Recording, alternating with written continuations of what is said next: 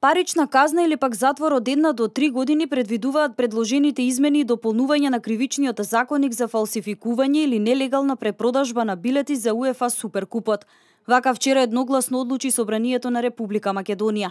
Измените се направени со цел усогласување со правилата за успешна организација на овој настан.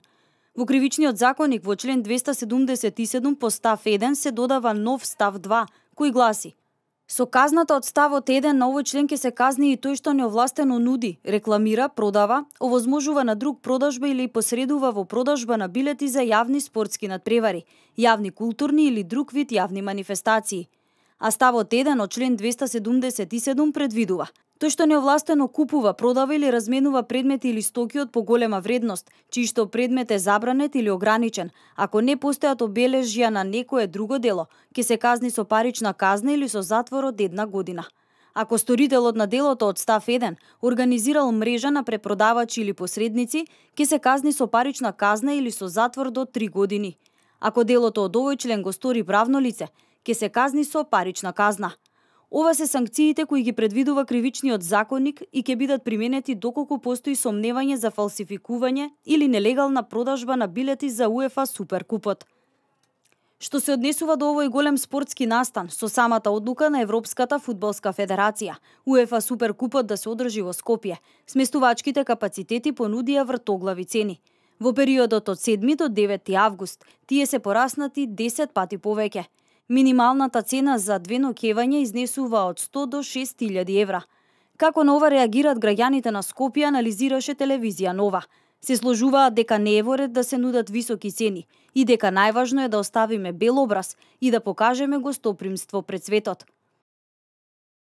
За објектите тоа е најголема грешка. Не може да се збогати со 1000-2000 евра, после тоа ќе изгубат све.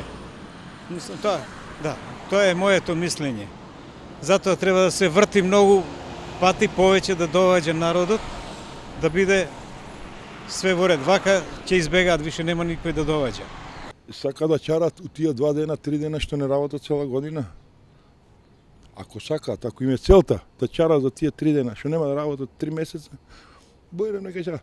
Ама како ќе оставиме утисок, печаток ние, како држава, како град, како луѓе? Тоа нека ми го кажат они.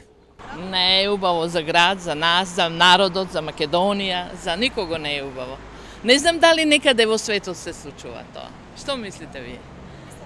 Не. Ова не го оправдува. Ова е за ден-два. Хотелиерите не може да се обогатат.